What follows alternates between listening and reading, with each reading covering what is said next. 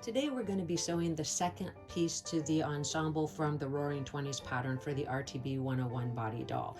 We put out the dress video just a little bit earlier this week, and this will actually be construction of the flapper coat. The coat is a really easy construction with minimal hand sewing, with the exception of the addition of the boa, which I like to hand sew on at the very end. In order to get started, the first thing we're going to do is identify our pattern pieces, which in this case are the coat front, the coat back, and the coat sleeve. So for the first step, we're just going to take our pattern pieces over to the sewing machine and sew the coat front to the back at the shoulder seams. I've chosen to make the coat out of this really cool fabric that I found at a thrift store. It was a skirt, and it's actually a black on black animal print, and I think it's going to make a really interesting coat. So let's go ahead and get those shoulder seams sewn together, and then we'll move on to the next step.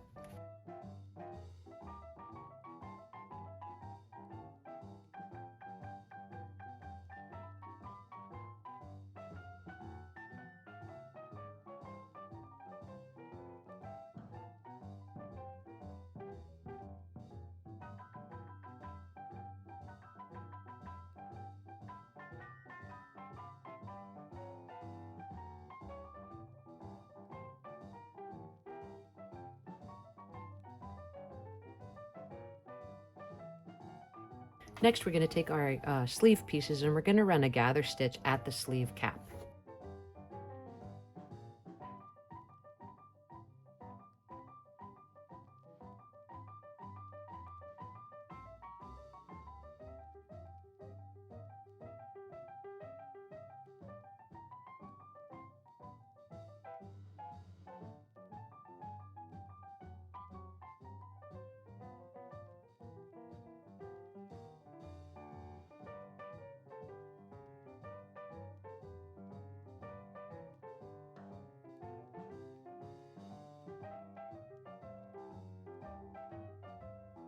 Now that we have the shoulder seams pressed open, the next step is to go ahead and pull that gather stitch at the top of each sleeve cap. Once we have those gathers pulled, we'll put it right sides together to the coat and put those sleeves into the armhole opening.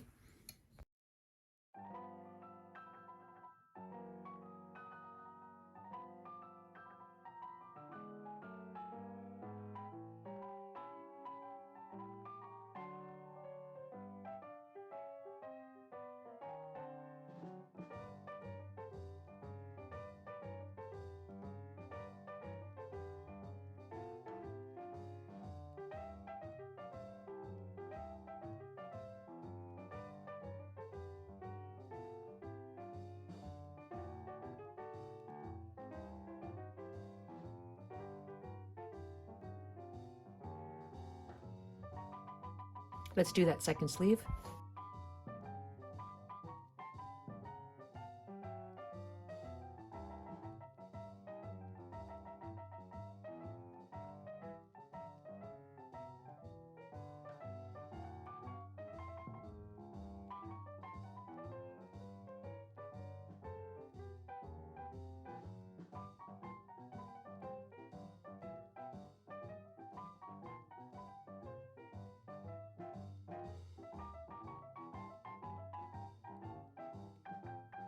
Great, with both sleeves installed, all we're going to do is clip in towards the curved edge of this seam allowance and then take the lining pieces and complete it exactly the same way that we've done the coat up to this point, and then we'll get the two pieces sewn together.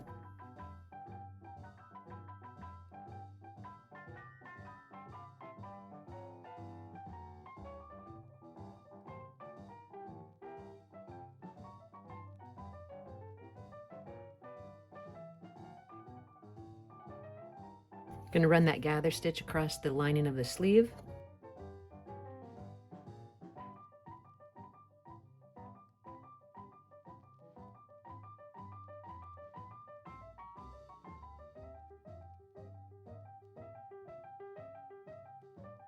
We're going to press the shoulder seams open and get the sleeves attached to the lining.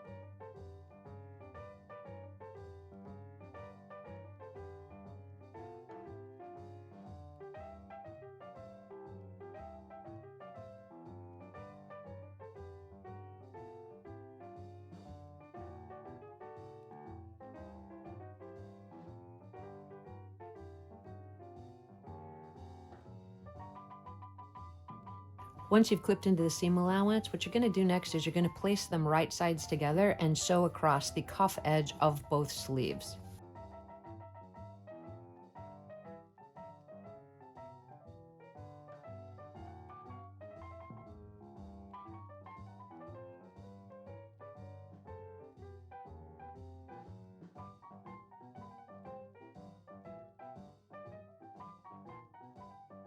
Press those seams open.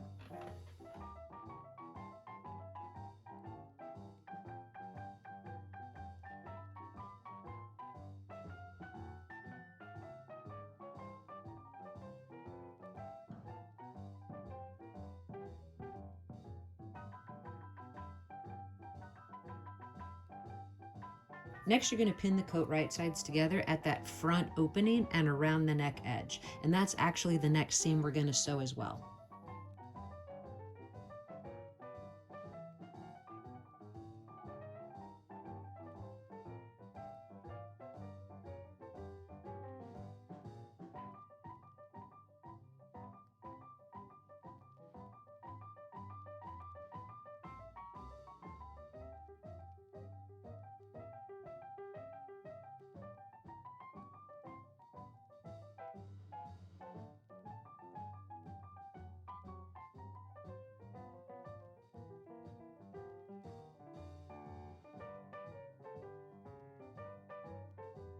Now that we have that sewn up, all we're going to do is clip and trim in towards this seam allowance and move on to the next step.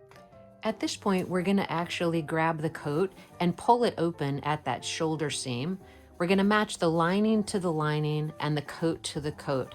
Start at one cuff edge of the sleeve and follow it all the way around down to the side seam, and do that on both sides. And then you're going to pin it together, and I'm going to show you what it looks like. Then we're going to take it over to the sewing machine, and then we're almost finished with construction of the exterior portion of the coat.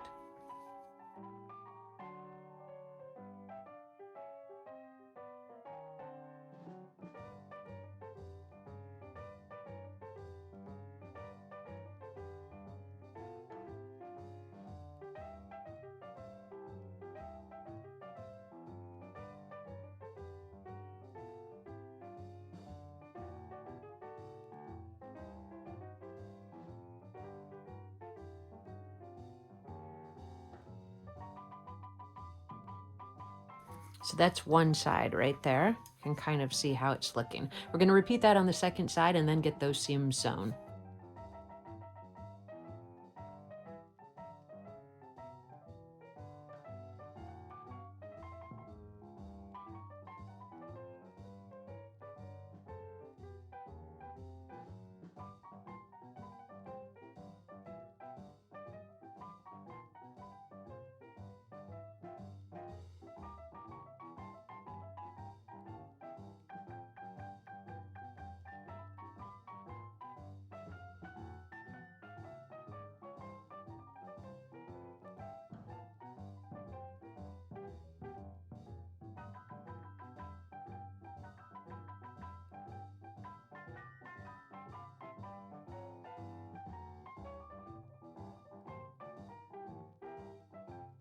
All right, so now that we have it pinned together, this is actually what it's going to look like on both sides. So lining to lining and coat to coat.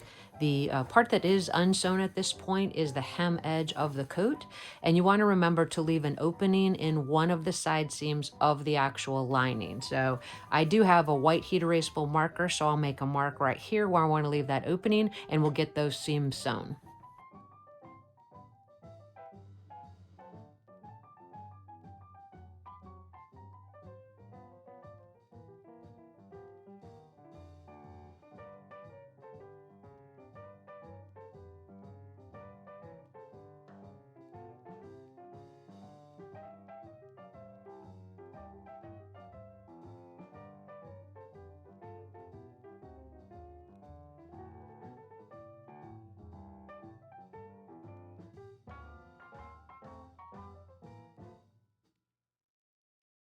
This is where I left that opening for turning, so now we'll do the same thing on the other side.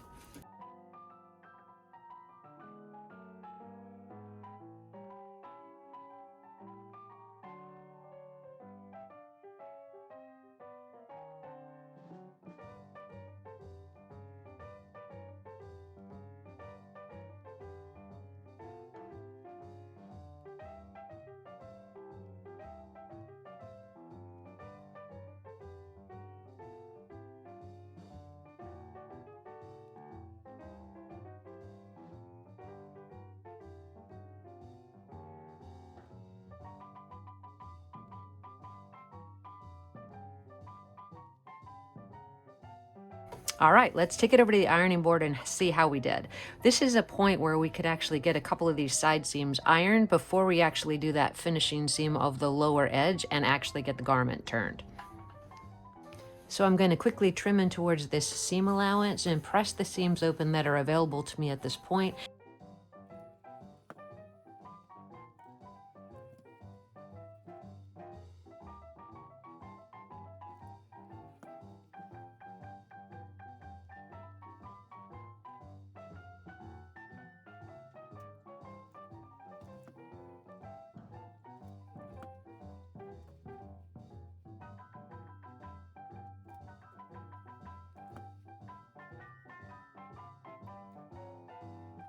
All right, with those seams pressed, the next step is going to be to pin the lining to the coat at the hem edge and give it a sew, and then we'll get it turned. Fingers crossed, everything turns out well.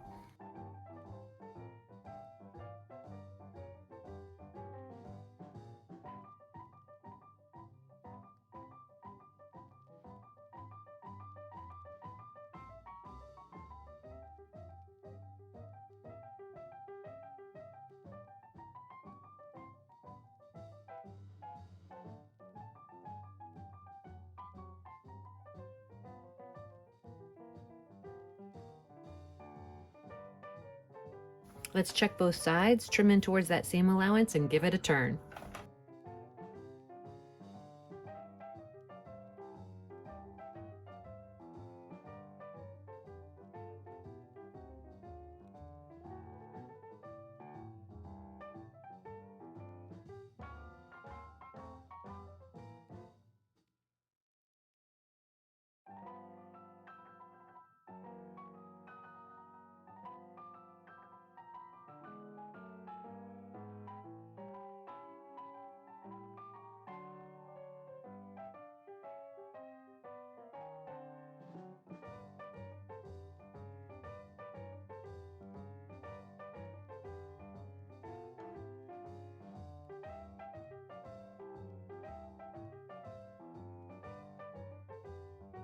So far, it's looking pretty great. So what I'm going to do is just continue to turn it until I'm satisfied with the seam here. And then I'm going to press it all the way around, and we're going to get a quick fit to the doll. And then I'll show you how to add that finishing touch, which is just to put the trim around the full exterior of the coat as well as around the cuffs. So let's get that.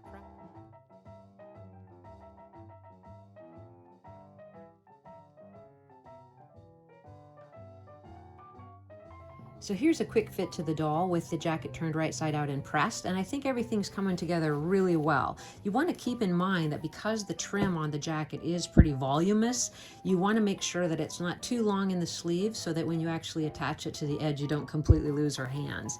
So if we look through the back of the jacket, I think it looks well through the shoulders and everything. The next step before we actually apply that trim is to take the jacket off of the doll and to finish that opening in the side lining piece, and then we'll actually apply the trim. And we're almost finished.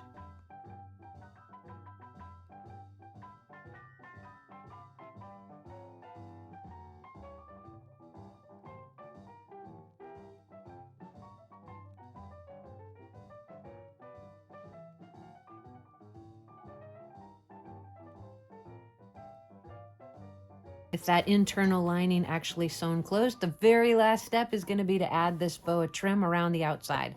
It's a really easy application. All I'm going to do is start at the very center back and just start whip stitching it all the way around the front opening, and then do it also to the sleeves, and then we'll get a few more pictures on the doll and see how our project turned out.